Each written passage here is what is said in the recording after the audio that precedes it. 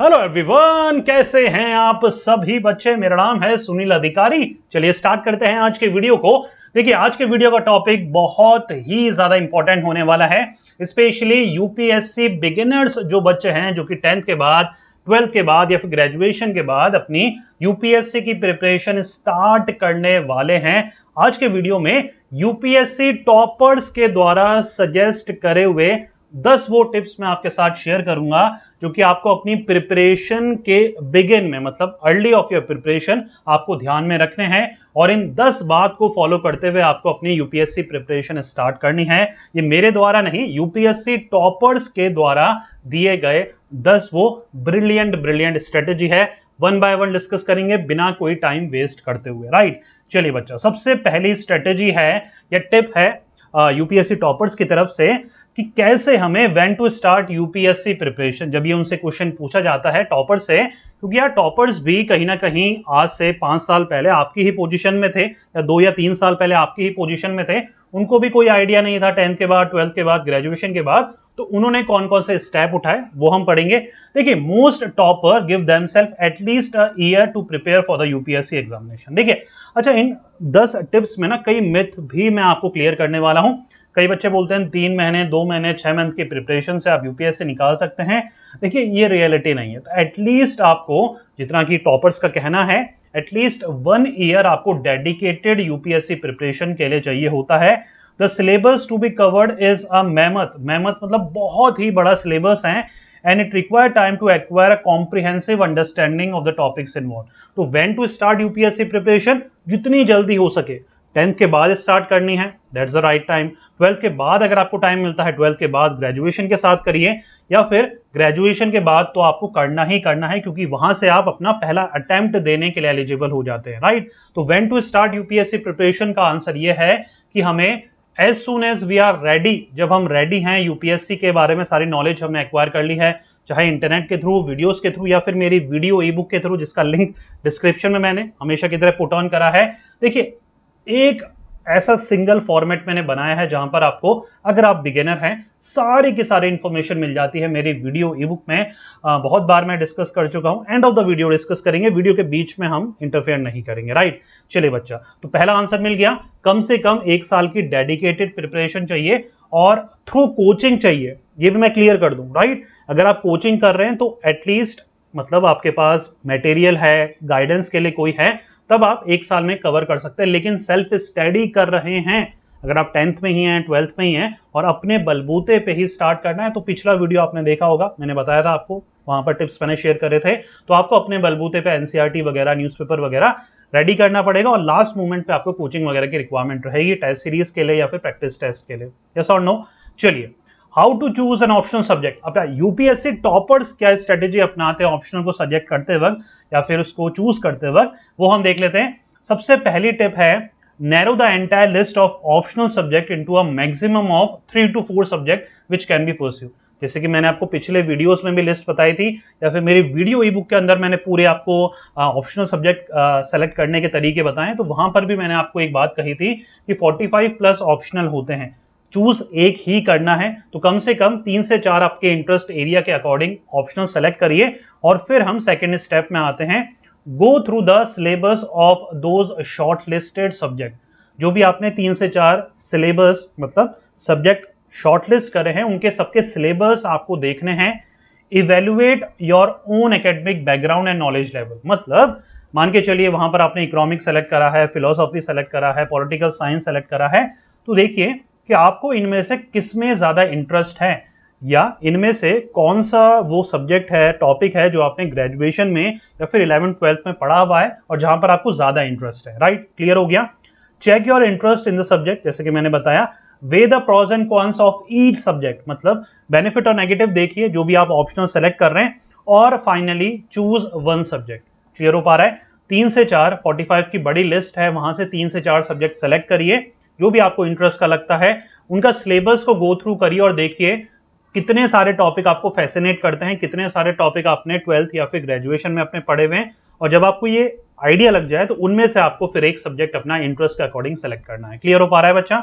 चलिए, नेक्स्ट जो हमारी स्ट्रेटेजी है जो कि टॉपर्स फॉलो करते हैं, बिगिनर्स के लिए जो एडवाइस करते हैं, नोट्स के लिए हाउ टू मेक नोट्स, देखिए writing reinforces what you have learned and also help you organize your learning content.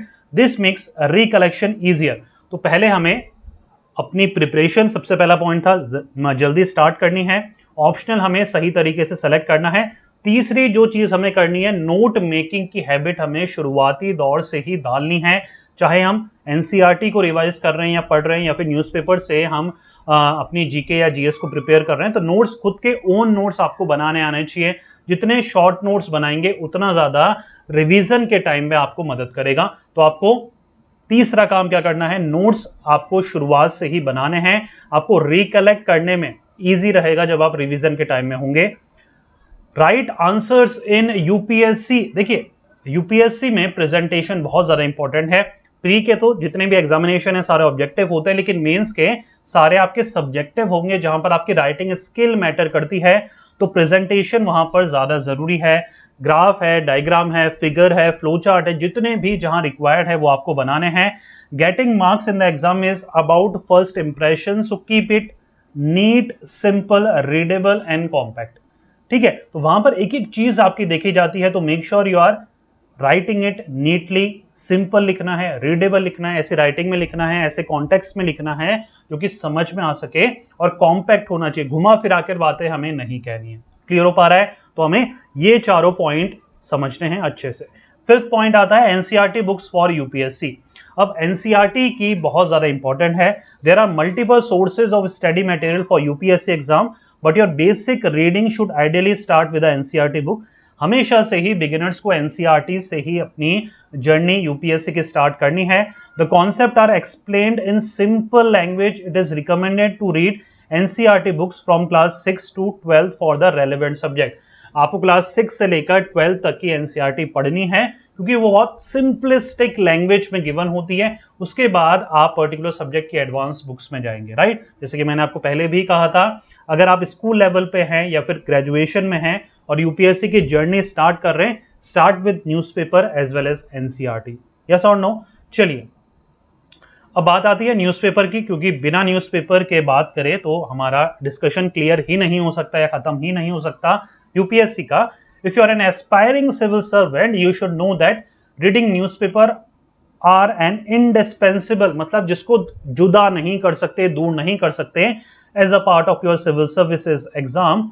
Almost all toppers recommend reading the Hindu and the Indian Express to be included in the part of your daily routine. यहाँ पर दो newspaper मैंने recommend करे हैं या फिर toppers ने recommend करे हैं। The first one is the Hindu, second one is the Indian express. देखिए दोनों ही अच्छे लेवल के हैं। थोड़ा ज्यादा लेवल का हिंदू है, फिर उससे नीचे इंडियन एक्सप्रेस आता है। लेकिन मैं ये अपनी तरफ से रिकमेंड करूंगा कि अगर आप बिल्कुल नोवियस है, बिल्कुल आपने न्यूज़पेपर पढ़ने की हैबिट नहीं है, तो जो भी आपको इजी लगता है, जो भी आपके घर में आता है, लेकिन इंग्लिश में वो होना चाहिए। अगर आपकी प्रीफर्ड लैंग्वेज इंग्लिश ही रहने वाली है मेंस में रिटर्न की, तो आप टाइम्स ऑफ इंडिया से कर सकते हैं, या फिर आपके जो भी आता है, इंडियन एक्सप्रेस आता है तो इंडियन एक्सप्रेस से कर सकते हैं, हिंदुस्तान टाइम्स आता है तो डीएनए आता है, डीएनए से उसके बाद आपको इंडियन एक्सप्रेस पे जाना है और फिर आपको द हिंदू में जाना है। क्लियर हो पा रहा है बच्चा? और अपने न्यूज़पेपर रीडिंग के साथ साथ नोट मेकिंग आपको करनी है, शॉर्ट नोट्स बनाने हैं। अलग से ही आपको एक नोटबुक बनानी है जो कि न्यूज़पेपर नोट्स बुक की या न्यूज़पेपर नोट्स की नोटबुक होगी। यस और नो? चलिए, अच्छा, यूपीएससी टेस्ट सीरीज को आप निगलेक्ट नहीं कर सकते हैं। No preparation for the UPSC exam is complete without taking mock test of the pre and mains exam. सबसे ज्यादा जरूरी है लास्ट के 2 से 3 महीने में जितने ज्यादा आप मॉक टेस्ट देंगे, प्रिपरेशन के लिए टेस्ट सीरीज देंगे, उतना ज्यादा बेनिफिट आपकी यूपीएससी प्रिपरेशन में होगा। दे सर्व टू इन पर्पस, 2 पर्पस ये सर्व करते हैं। पहला है आपको पता लगता है कैसे क्वेश्चंस आ रहे हैं या आने वाले हैं, और आप कितने टाइम में अपना पेपर कंप्लीट कर रहे हैं, जो दोनों ही बहुत इंपॉर्टेंट एस्पेक्ट है यूपीएससी को क्लियर करने के लिए। क्लियर हो पा रहा है बच्चा? चलिए, 8th वन मेजर, ये इग्नोर्ड एस्पेक्ट है लेकिन आपको ये बहुत ज्यादा इंपॉर्टेंस देनी है। Stay healthy. देखिए, जब अच्छी हेल्थ रहेगी तो आप एक्टिव रहेंगे, एक्टिव रहेंगे तो पढ़ने का मन करेगा, पढ़ेंगे तभी यूपीएससी प्रिपेयर होगा। As simple as that. जब आपकी तबीयत खराब होती है, मूड नहीं होता है, टायर्ड होते हैं, पढ़ने का मन करता है, पढ़ने का मन ही नहीं करेगा तो यूपीएससी तो बहुत दूर की बात है। तो आपको अटमोस्ट केयर देनी है अपनी हेल्थ को। अच्छा खाना है, ट्रैवल करना है, ट्रैवल इन द सेंस है आपको वॉक करना है, जॉगिंग करनी है, रनिंग करनी है, हाफ एन आवर से लेकर 1 घंटे तक एक्सरसाइज को अपनी डेली रूटीन का पार्ट बनाना है, सोच समझ के खाना है। मतलब आपको एक सिविल सर्विसेज की जो लाइफस्टाइल होती है ना, वो प्रिपरेशन के टाइम से ही आप में आ जानी चाहिए। सेल्फ डिसिप्लिन आ जाना चाहिए आपके डाइट को लेकर, स्लीप को लेकर, स्टडी को लेकर, अपनी हैबिट्स को लेकर। क्लियर हो पा रहा है? तब जाकर आप सक्सेसफुली हर अटेम्प्ट में अपना 100% दे पाओगे। नहीं तो 1-2 अटेम्प्ट तो आपकी बीमारी में, तबियत खराब में, वीकनेस में, सिकनेस में ही टाइम स्पेंड हो जाता है, राइट? तो ये आपको नहीं करना है, अपनी बॉडी की अटमोस्ट केयर आपको करनी है। 9th tip is all about working on your personality. कई बच्चे गलती ये करते हैं कि वो मेंस के खत्म होने का वेट करते हैं, इंटरव्यू या फिर पर्सनैलिटी जब टेस्ट होता है उसकी परफॉर्मेंस के लिए या प्रिपरेशन के लिए। वो गलती आपको नहीं करनी है। The day you begin your UPSC preparation, जब आपने ठान लिया है अपनी यूपीएससी प्रिपरेशन के लिए, तब से ही आपको अपनी यूपीएससी की पर्सनैलिटी की, यूपीएससी में जो पर्सनैलिटी टेस्ट होने वाला है या फिर आप फ्यूचर में जो सिविल सर्वेंट बनने वाले हैं, उसके लिए जो पर्सनैलिटी आपको इंप्रूव करनी है, एनहेंस करनी है, डेवलप करनी है, उसकी प्रिपरेशन आपको शुरुआत से ही स्टार्ट करनी है।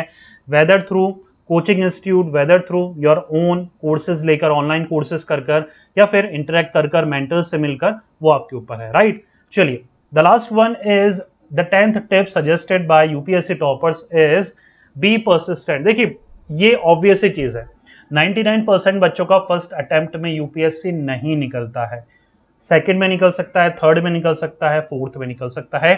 तो आपको परसिस्टेंट रहना है।